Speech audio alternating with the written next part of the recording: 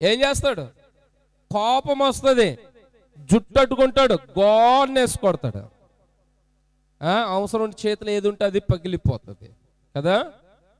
అంటే తండ్రికి కోపం రానంతసేపు తండ్రి ప్రేమతో చెప్తూ ఉంటే మనకు అర్థం కాదు.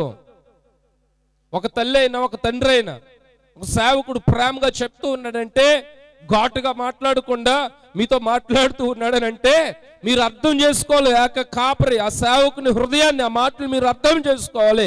ఒక తండ్రి ఎందుకు చెప్తున్నాడు ఆ కొడుకు అర్థం చేసుకోవాలి, కుటుంబం అర్థం చేసుకోవాలి. ఒక్కవేళ గనక ఆ కోపము రగిలితే, ఆ కోపం వస్తే తట్టుకోలేం ప్రియులారా, తట్టుకోలేం. ఎన్ని ఉపవాస కూటాలు అయిపోతాయి ఇలాగా, ఎన్ని సంవత్సరాలు గడిపేద్దాం. మొదటి రోజు తెగ మొక్కేసుకుంటాం ముందే, పలానా వచ్చే నెలలో మనకి కూటాలు జరుగుతుంటే అప్పుడు మొక్కుంటాం. ఉపవాస కూటాలు 3 దినాలు అసలు నేను ఏమి ముట్టుకోకుండా ఉపవాసం ఉంటారని చెప్పి అనుకుంటారు. అప్పుడు ఉపవాస కూటాలు రానే వస్తాయి. ఆ రోజు మత్తుమరుపు ఎక్కువైపోతుంది. మనకి ఏమవుతుంది? మత్తుమరుపు ఎక్కువైపోతుంది.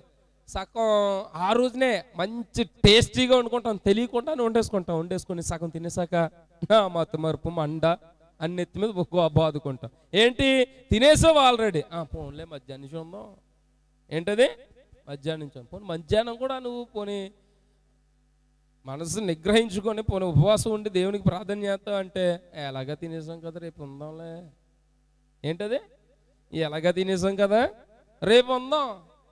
రేపొద్దుడు కూడా ఏమవుతుంది?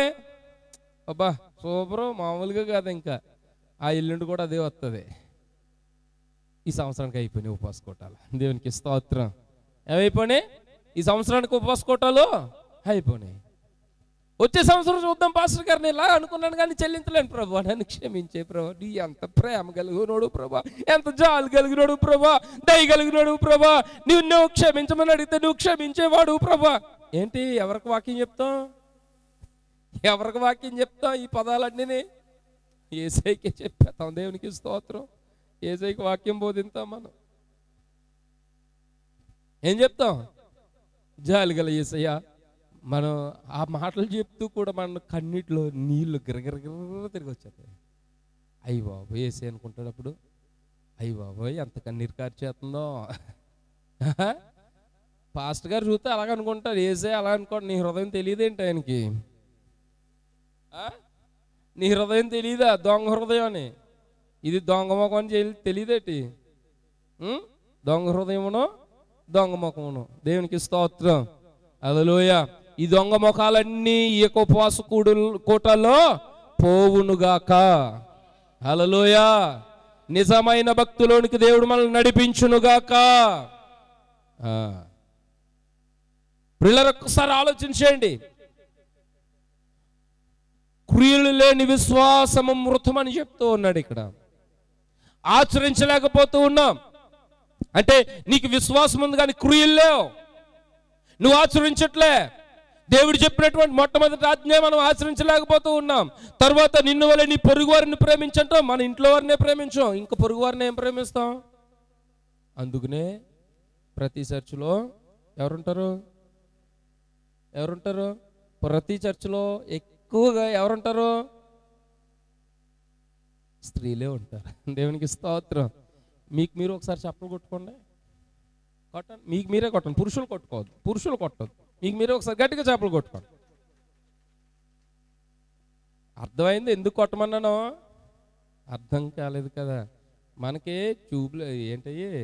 ట్యూబ్లైట్లు మన పాతకాలం ట్యూబ్లైట్లు, ఈ కాలం ట్యూబ్లైట్లు కాదు. అర్థమైందా నేను చెప్పినటువంటి విషయం? అంటే మన బ్రతుకులు మారవే, ఒకసారి చప్పలు కొట్టుకోమని చెప్పాను నేను. దేవునికి స్తోత్రం. దాని అర్థం అది. దేవునికి స్తోత్రం. మీరు ఎక్కువ మంది ఉన్నారు కానీ ఈ క్రియలతో కూడినటువంటి విశ్వాసం ఇంటి దగ్గర కనిపించలేకపోతున్నారు కాబట్టి వారు మన వెంట రాలేకపోతూ ఉన్నారు. దేవునికి స్తోత్రం. హల్లెలూయా. ఎక్కువే, మీరు ఎక్కువ మందే, నేను కాదంటలేదు. కానీ మన బ్రతుకులు, మన విశ్వాసపు జీవితాలు మారట్లే. మన ఆలోచన విధానం మారదు, మన తలంపు మారదు. నిన్ను వల్ల నీ పొరుగు వారిని ప్రేమించంటే మన పిల్లల్ని సరిగ్గా ప్రేమించు. మనం నీ భర్తని నువ్వు సరిగ్గా ప్రేమించు. ఎట్లా మారుతారు వాళ్ళు? ఎలా మార్చబడతారు వాళ్ళు? నీలో శ్రమ, నీలో ఓర్పు ఉండదు, నీలో సహనం ఉండదు. ఇవన్నీ కూడా బయటకు మాత్రం చాలా అద్భుతంగా గంభీరంగా కనిపిస్తాం మనం. మేడిపండు చూడు మేలుమయ్యుండు పొట్ట విప్పు చూడు. మేడిపండు చూడడానికి చాలా అందంగా రమ్యంగా కనబడుతుంది. ఉపయోగానికి ఏమీ యూజ్ లేదు, దానికి ఉపయోగించలేదు, దేనికి ఉపయోగించలే. ఎక్కువ మంది మీరు, నేను కాదనట్లే, ఏది ఆచరణతో కూడినటువంటి జీవితం ఏది ఆచరించగలుగుతున్నామా? బైబిల్ చెప్తున్న ప్రతి వాక్యమును నీవు నేను ఆచరిస్తే మన వీధే మారిపోద్ది. దేవునికి స్తోత్రం, హల్లెలూయా. మనము మారట్లే. మనము ఎప్పుడు కూడా తీర్పు తీర్చేవారంగా అంటూ ఉన్నాం. మనము ఎప్పుడు కూడా ఎదుటి వారి కంట్లో ఉన్నటువంటి నలుసులను చూస్తున్నాం, కానీ మన కంట్లో ఉన్నటువంటి దూలాలను వెతుక్కోలేకపోతూ ఉన్నాం, మారలేకపోతూ ఉన్నాం. ఎందుకు మారలేకపోతూ ఉన్నాము? ఆచరించాలి. ఆచరిస్తేనే మన కంట్లో ఉన్న దూలాలు బయటకు పడతాయి. దేవునికి స్తోత్రం, హల్లెలూయా. అపోస్తలుడైన సౌలు పౌలుగా మారక మునుపు అననీయ వచ్చి తన నెత్తి మీద చేసి ప్రార్థన చేస్తే ఏం రాలి? కండ్ల నుంచి ఏం రాలి? పొరలు రాలినట్లుగా ఆ పొరలు ఇది నాన్ని రాలిపోవునుగాక. ఈ ఉపవాస కూటాల్లో అటువంటి పొరలన్నీ నీలో నుండి రాలిపోవునుగాక. అప్పుడు స్ట్రైట్గా 3 సంవత్సరాలు దేవునితో గడిపాడు ఏకాంతంగా.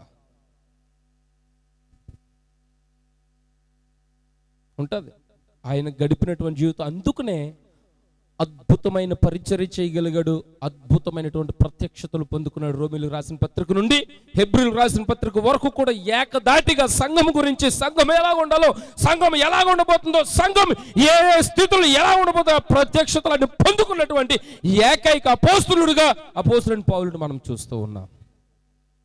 కారణం ఏంటో తెలుసా? బ్రతుకు మారిపోయింది,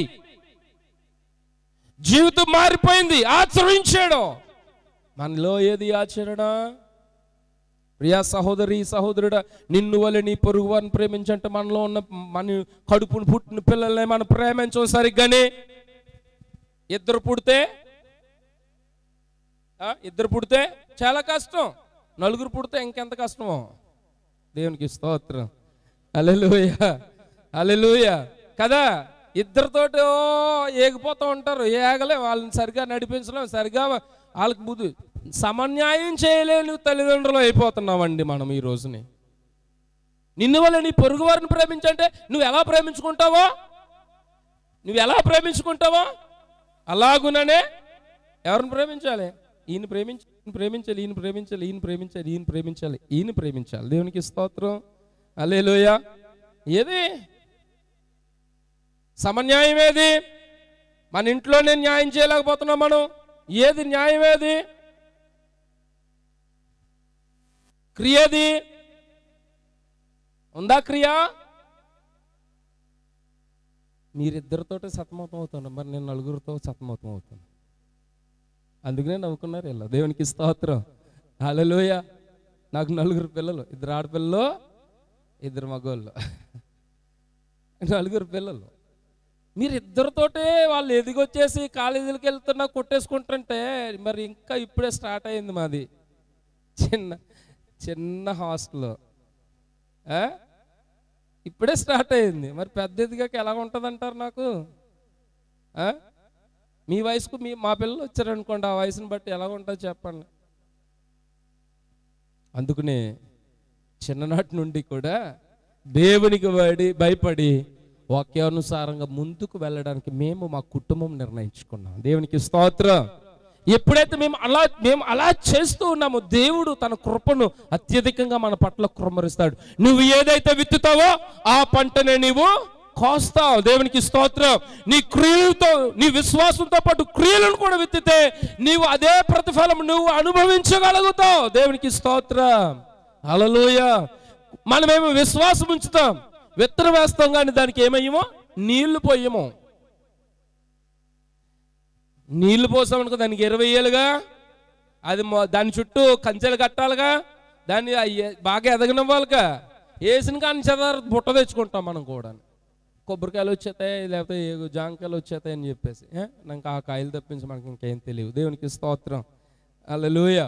పిల్లలు ఒకసారి ఆలోచించండి, ఏది ఆచరణతో కూడినటువంటి జీవితం మరుగుపడిపోయింది. ఎప్పుడు విశ్వాసము ప్రార్థన, విశ్వాసము ప్రార్థన, విశ్వాసము ప్రార్థన, విశ్వాసము ప్రార్థన. ఎప్పుడు చూసినా ఉపవాసము ప్రార్థన, విశ్వాసము ప్రార్థన, ఉపవాసము ప్రార్థన. పిశాచులుగా తయారవుతున్నాం కానీ నిజమైన భక్తిలోనికి రాలేకపోతున్నాం. దేవుని దూతలాగా తయారలేకపోతున్నాం. విశ్వాసం ఉంచేసి పిశాచులుగా మారిపోతున్నాం తప్ప కానీ విశ్వాసము క్రియలు ఉంచి దేవుని దూతలాగా మారలేకపోతూ ఉన్నాం. దేవునికి స్తోత్రం, హల్లెలూయా. ఉన్నాయా క్రియలు? ఉన్నాయా క్రియలు? మరుగు ఎప్పుడో అయిపోయాయండి క్రియలు. అంగడిలో దొరుకుతాయి అనుకుంటున్నారా? ఎక్కడ అంగడిలో దొరకవు, నీకు ఏ దుకాణంలో దొరకవు క్రియలు.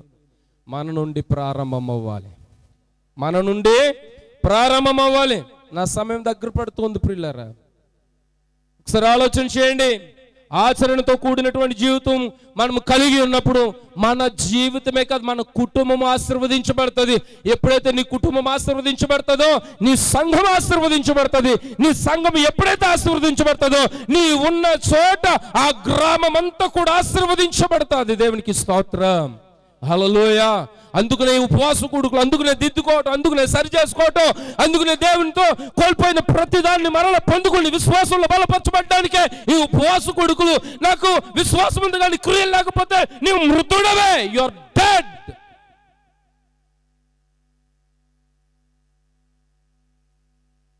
క్రియలు ఉన్నాయా? ఎప్పుడో మరుగుపడిపోయిందా? తిరిగి తవ్వుకుందాం, తిరిగి తెచ్చుకుందాం, తిరిగి మనలో పునరుద్ధరించబడదాం, పురుగొల్పుకుందాం.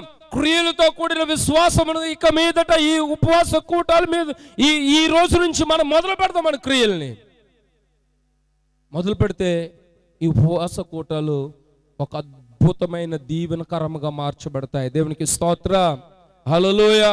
ఈ ఉపవాస కూటాలు నువ్వు నీ తేడాన్ని, నీ భక్తి జీవితాన్ని చాలా వ్యత్యాసంగా కనబడుతుంది పిల్లలు, చాలా వ్యత్యాసంగా కనబడుతుంది, చాలా కొత్తగా ఇతరులకు కనబడుతుంది, చాలా దీవించ